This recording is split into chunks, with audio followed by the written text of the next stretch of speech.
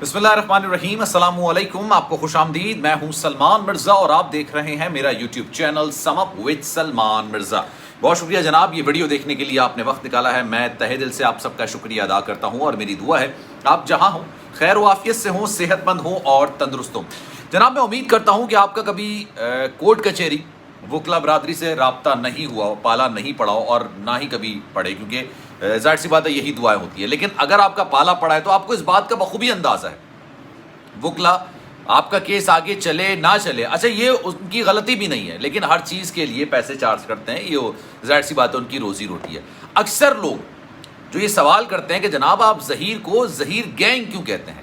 اچھا میں پرسنلی اس بات کو نہیں مانتا تھا کہ جناب ہی گینگ ہے، لیکن ہر گزرتے دن کے ساتھ ہر ان کا ایک ایسا قدم اس بات کی نشاندہی کرتا ہے کہ بھائی بہت ہی پکا ہاتھ ان کے پیچھے ہے، اور یہ گینگ 2 سے 3 سے زیادہ لوگوں کا ہوتا ہے۔ منصوبہ بندی کے تحت کوئی کام کرتے ہیں تو اس لیے گینگ ان کو تصور کیا جاتا ہے۔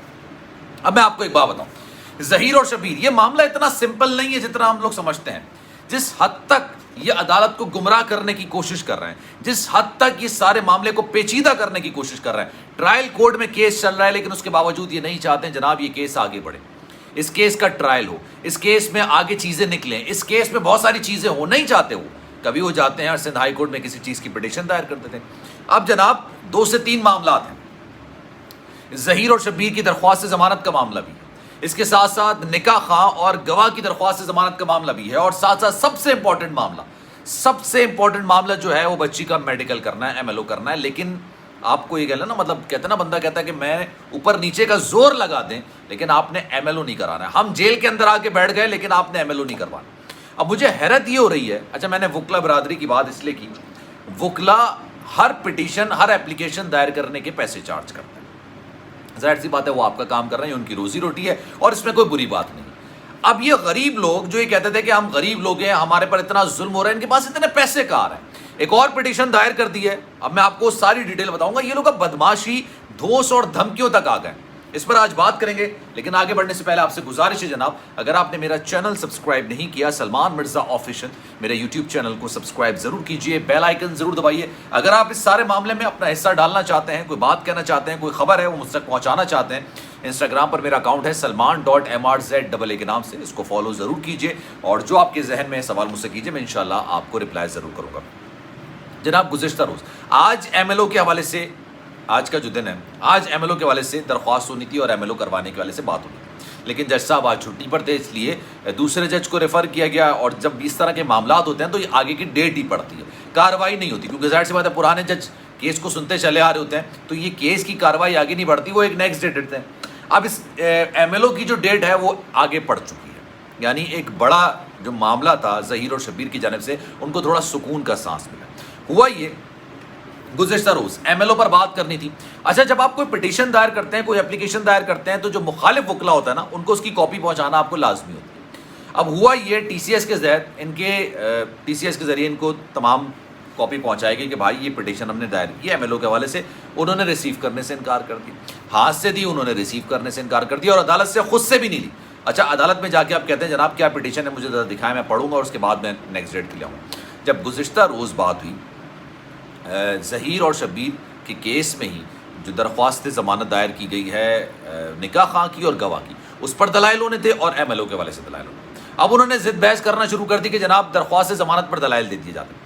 اچھا جبران ناصر صاحب کہہ رہے تھے کہ MLO پر بات کر لیتے ہیں، آپ کو ہم نے کاپیاں پرووائڈ کی گئی، لیکن انہوں نے کہا ہمیں تو کاپی ملی نہیں دوسری طرف کے وکلا کی جانب سے۔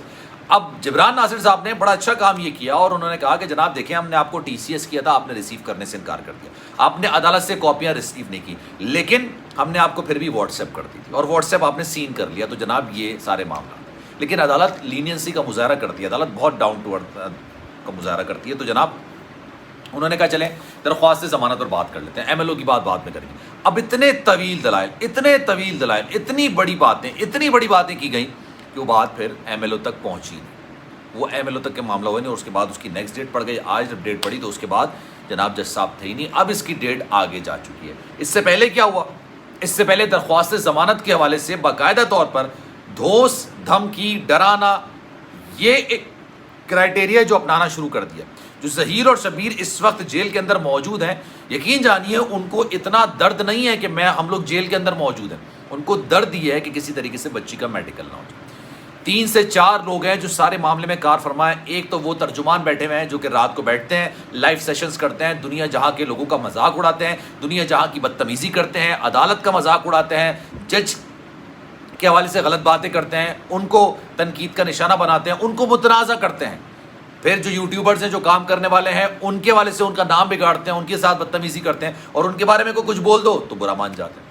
ایک سائڈ تو یہ ہو گئی، دوسری سائڈ کون ہے؟ ظہیر اور شبیر جو کہ اس وقت جیل کے اندر موجود ہیں۔ انہوں نے حد درجہ کوشش کی کہ کسی طریقے سے جناب بچی سے ملاقات ہو جائے، لیکن بچی سے ملاقات نہیں۔ تیسرا، اچھا میں جو اسٹارٹ کیا تھا نا، میں نے آپ کو بات کی بھائی یہ گینگ ہے۔ میں کیوں یہ بات بار بار بولتا ہوں کہ یہ گینگ ہے؟ اس کی وجہ یہ ہے کہ جناب ایک سائڈ سے کاروائی نہیں ہو رہی، ایک سائڈ سے پریشر نہیں ڈالا جا رہا۔ اب سنیے، جس طرح سے وکلا کی جانب سے صحافیوں کو دوز دھمکیاں، موبائل لے کے ان کی فوٹیجز ڈیلیٹ کروائی گئی، موبائل لے کے ان کی ویڈیوز ڈیلیٹ کروائی گئی، یہ تمام چیزیں یار یہ نارمل لوگ نہیں کرتے۔ یہ کاروائی، یہ کام نارمل لوگوں کی طرف سے نہیں ہوتا ہے، یہ آپ بھی جانتے ہیں اور میں بھی جانتا ہوں۔ یہ case open and shut case ہے۔ ایک بچی کو اغوا کیا گیا، اس کے ساتھ جبری نکاح کیا گیا، زبردستی کے ساتھ نکاح کیا۔ زبردستی اس لیے کیونکہ بھائی اس کی مرضی تو چلنی نہیں ہے نا، وہ تو 15 سال سے کم عمر کی ہے۔ اگر 18 سال کی ہوتی، اپنی مرضی سے نکاح کرتی تو یہ کیس اتنا آگے بڑھتا ہی نہیں۔ It's an open and shut case. ایک جرم ہوا، گاڑی بھی سامنے ہے، پورے پاکستان میں بھاگتے رہے۔ اب یار آج کل کی مہنگائی میں انسان ایکسٹرا خرچہ کرنے سے جو آپ کی نیڈز ہوتی ہیں، ایسیسریز تو چھوڑ دیں، وانٹس تو چھوڑ دیں، آپ کی جو نیڈ ہوتی ہے اس کو پورا نہیں کر سکتے۔ اب یہ جا کے کبھی کسی عدالت میں اپلیکیشن دائر کرتے ہیں، کبھی کسی عدالت میں اپلیکیشن دائر کرتی ہیں۔ پیسہ آتا ہے تو آتا کہاں سے؟ سوال ہی پیدا ہوتا ہے کہ پیسہ آتا ہے تو یہ آتا کہاں سے پیسہ؟ اس لیے میں ان تمام لوگوں کو گینگ کہتا ہوں۔ تو جناب اس پر آپ کی کیا رائے ہے؟ میں چاہوں گا کہ آپ لوگ کامنٹ سیکشن میں اپنی رائے کا اظہار ضرور کیجیے۔ سلمان مرزا کو دیجیے اجازت، لیکن جانے سے پہلے آپ سے گزارش ہے، اگر آپ نے میرا چینل سبسکرائب نہیں کیا، سلمان مرزا آفیشیل میرے یوٹیوب چینل کو سبسکرائب ضرور کیجیے، بیل آئیکن ضرور دبائیے۔ انسٹاگرام کا میں نے ذکر کیا ہے، کوئی بھی آپ کے ذہن میں سوال ہو آپ مجھ سے سوال کر سکتے ہیں، میں انشاءاللہ آپ کے میسج کا رپلائی ضرور کروں گا۔ زندگی رہی، صحت رہی اور آپ کی دعائیں رہیں تو انشاءاللہ اگلی ویڈیو میں آپ سے پھر ملاقات ہوگی۔ خیال رکھیے گا اپنا، اللہ حافظ۔